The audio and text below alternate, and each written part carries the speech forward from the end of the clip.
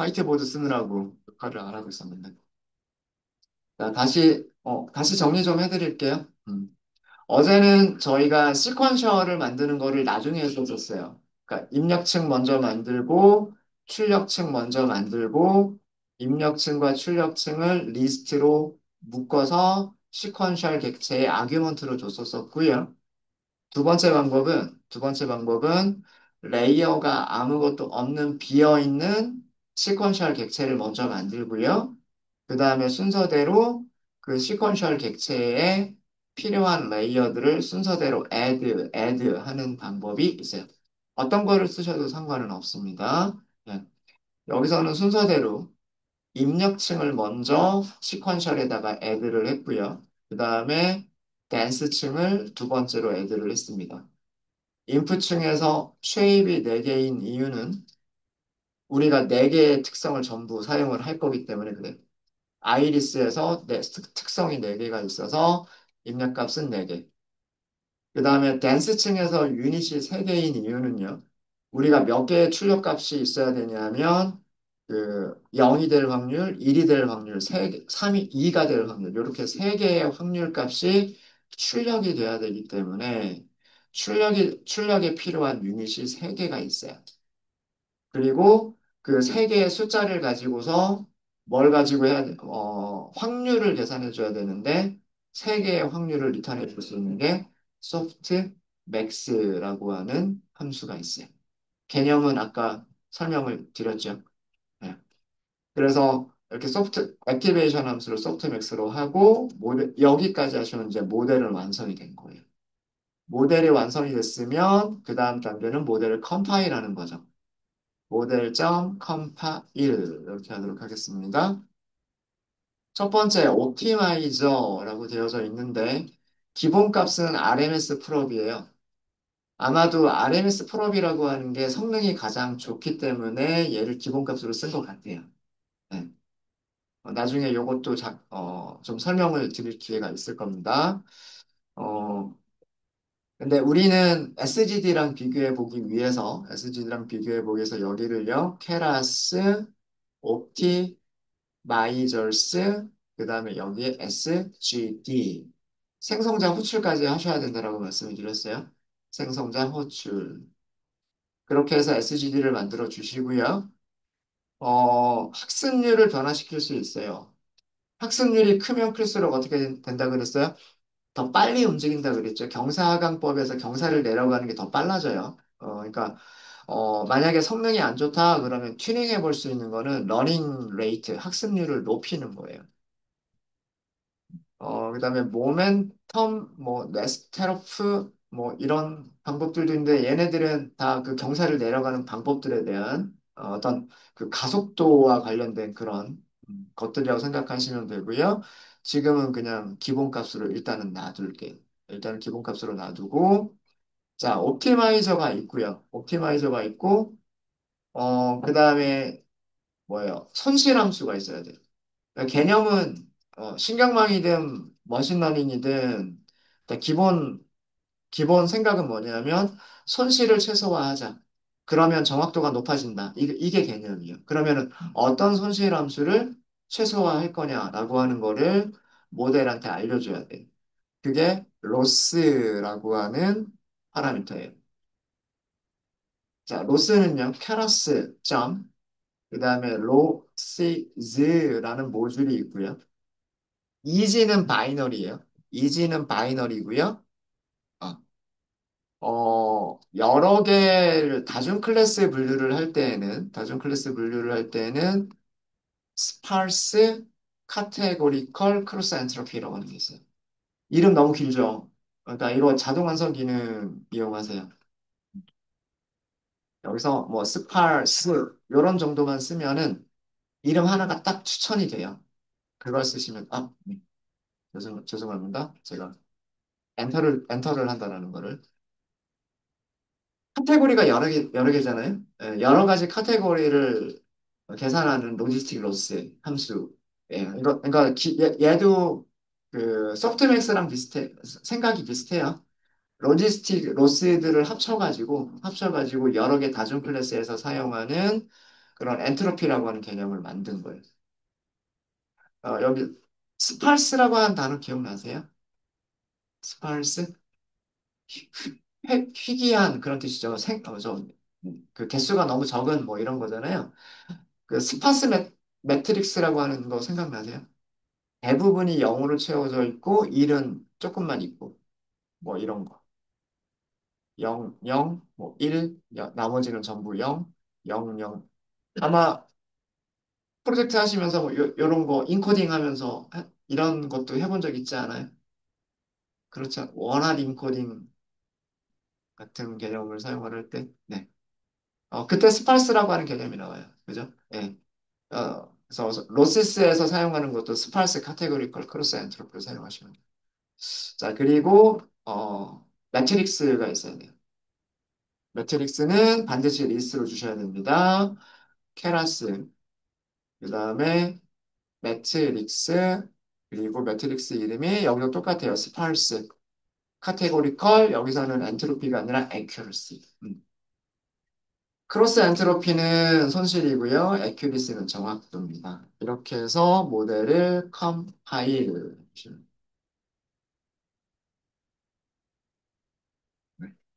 이제 모델 컴파일이 끝났으면 그 다음 단계가 모델을 훈련시키는 과정이에요. 모델 훈련시킨다? 끝입니다. 네. X. 우리 아까 데이터가 있었죠. 데이터. 그 다음에 Y는 확인. 이렇게 주시면 돼요. 그러니까 네 개의 특성을 가지고 있는 그 다음에 012, 세 개의 레이블을 가지고 있는 그 다음에 핏을 보시면은요, 에포크를 한 번밖에 안 한대요. 자, 우리 이번에는 배치 사이즈 안 줄게요. 저번에는 배치 사이즈를 한 개만 주니까 시간이 너무 오래 걸려서 배치 사이즈는 이 그 신경망에서 알아서 배치를 사용하도록 이거는 설정하지 않고 에포크를 한 번밖에 안 하면 성능이 별로 안 좋을 거예요. 성능이 별로 안 좋을 거고 SGD를 보시면은요. 맥스 이터가 기본값이 1000번이라고 되어 있어요. 1000번. 맥스 이터가 신경망에서는 에포크랑 같은 개념이라고 말씀을 드렸죠. 그러면 우리가 요거랑 비슷하게 하기 위해서 여기서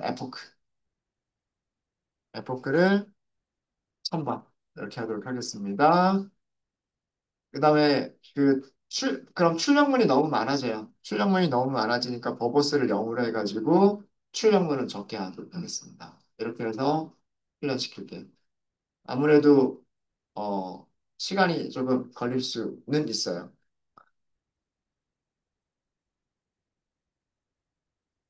네, 시간이 아주 오래 걸리지는 않을 거예요.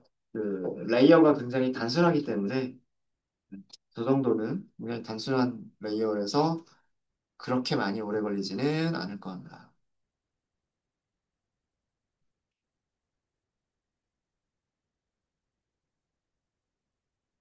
모델 훈련이 끝나고 나면 뭘 찾을 수가 있을까요?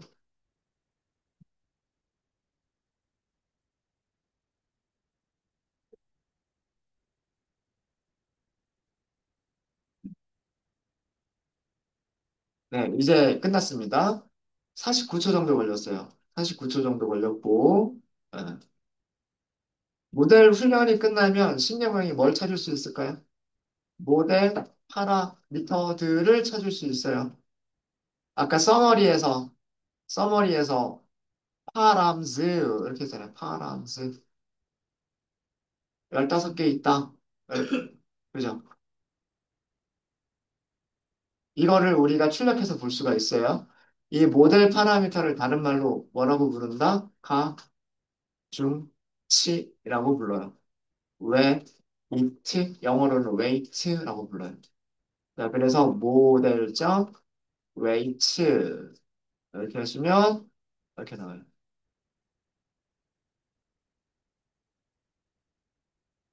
자, 모양을 좀 볼게요. 모양을 보시면 4 곱하기 3, 그 다음에 3 이렇게 나왔습니다. 그 사이클 런의 코에피션트하고 좀 모양이 반전이 돼 있어요. 어, 사이클런은 4개짜리가 3개 이렇게 나왔죠. 근데 여기서는 어, 3개짜리가 4개 이렇게 나왔어요. 어. 자, 요거 설명을 드릴게요. 요거 설명을 드리겠습니다.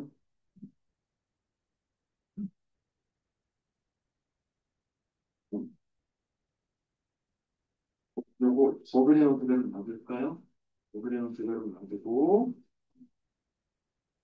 행렬 계산은 행렬의 곱셈. 행렬의 곱셈은 여기 있는 원소들과 여기 있는 원소들을 순서대로 곱하고 더하고 곱하고 더하고 곱하고 더하고를 반복하는 거죠. 아, 자, 얘가 우리 150개 가지고 있고요. 여기 행 150개 가지고 있고 컬럼 4개 가지고 있어요.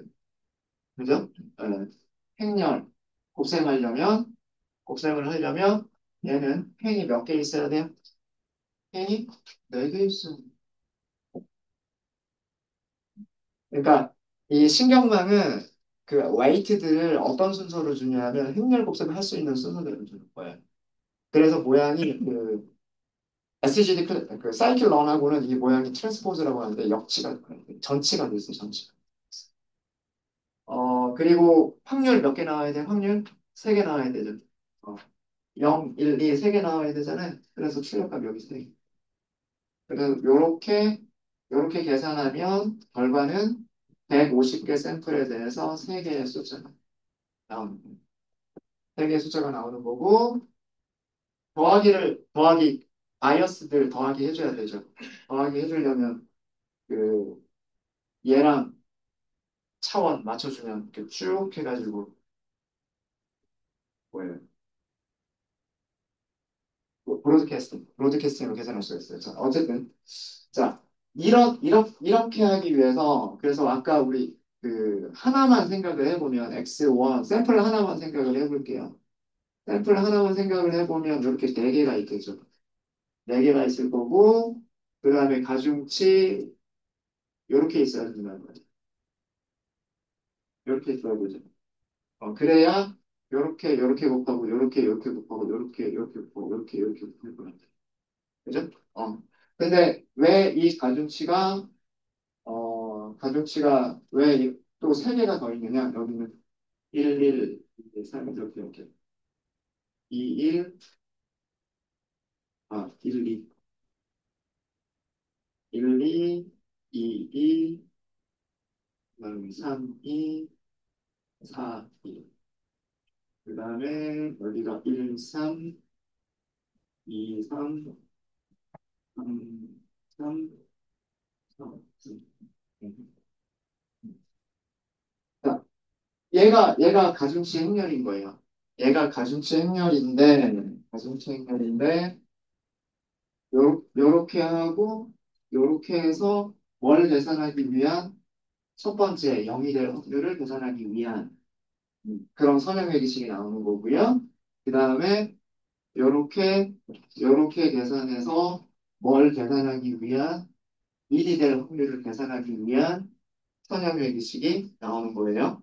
그 다음에 요렇게 계산해서 2가 될 확률을 계산하기 위한 선형회기식이 나오는 거예요. 이해되셨습니까? 네.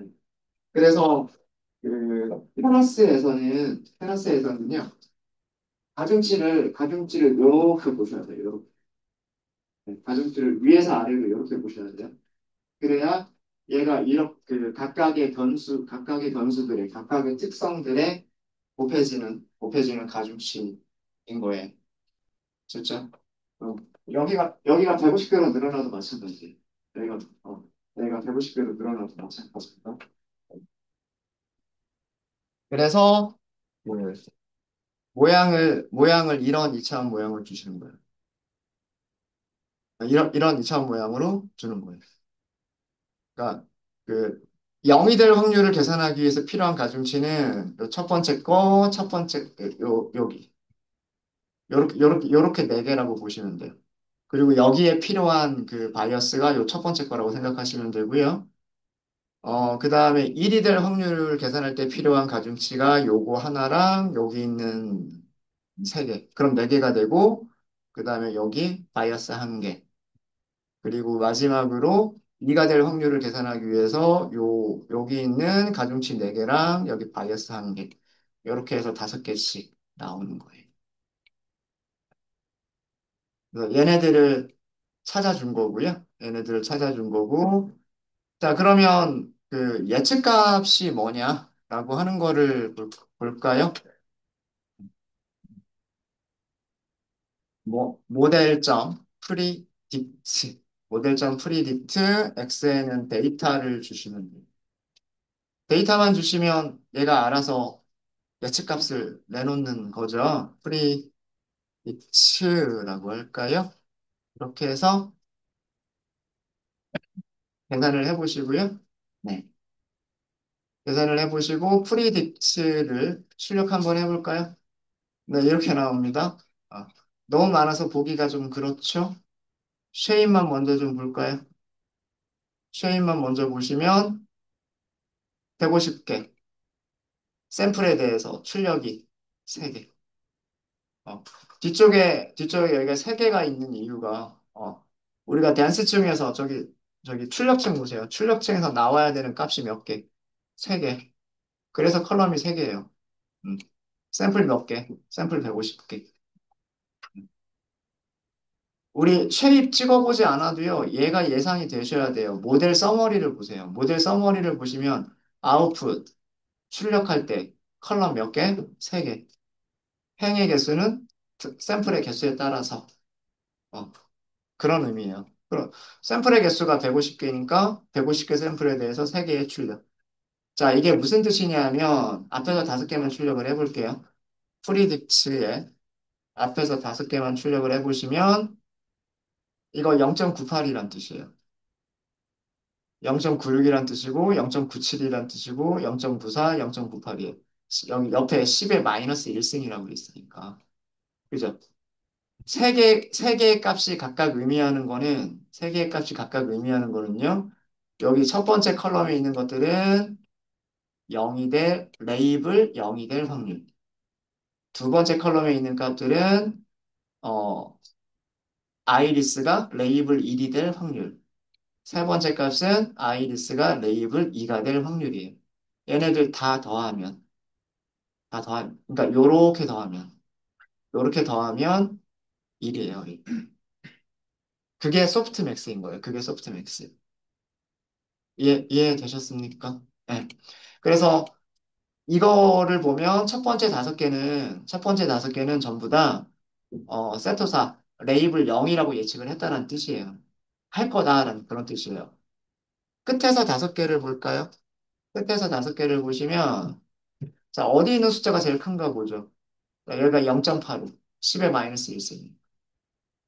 그 다음에 0.8, 그 다음에 0.75, 0.91, 0.78.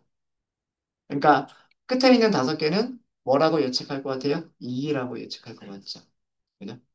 자, 여기 0.85가 있으니까 어떤 거 하나는, 자, 여기가 1.49 곱하기 10의 마이너스 1승이니까 0.1, 0.15네요. 0.15. 그지? 그죠? 여기 0.15랑 그 다음에 여기 0.85가 있으니까 합쳐주면 거의 1이 되죠. 그죠? 예, 그렇게 나옵니다. 네. 그래서 이런 확률 값을 가지고서 앞에 있는 다섯 개는 레이블이 0이라고 예측을 하는 거고 뒤에 있는 다섯 개는 확률이 제일 큰 게 2니까 레이블 2라고 예측을 하는 거예요. 정확도는 그냥 우리 케라스가 제공해준 이밸류에이트가 있어요. 이밸류에이트에다가 X에는 데이터, Y에는 타겟 이렇게 해서 얘를 주시면 얘가 줘요. 저는 98%가 나왔어요. 혹시 저랑 다른가요? 같을지 다를지 모르겠는데 저는 98%의 정확도를 주는 그런 신경망 모델이 나왔습니다. 네. 그래서 코드 자체는 그렇게 어렵지 않은데 예, 코드가 뭐 이렇게 아주 복잡한 그런 코드는 없잖아요. 뭐 복잡한 조건문을 쓰거나 복잡하게 반복을 하거나 그런 건 없는데, 내용을 이해하시면서, 아, 얘네들이 무엇을 하는 거다. 서머리에서 이 행렬의 모양이 어떻게 되는 거다. 어, 이게 의미하는 게 뭐다. 파라미터의 개수가 의미하는 게 뭐다. 이런 것들을 이해하시는 게 중요하겠다라는 그런 의미. 네. 자, 여기까지 저장하고 혹시 질문 있으실까요? 질문 없으십니까? 네, 지금, 죄송해요. 제가 종료를, 주문 다시 제가 로그인 할게요. 네. 45분까지 쉬도록 하겠습니다.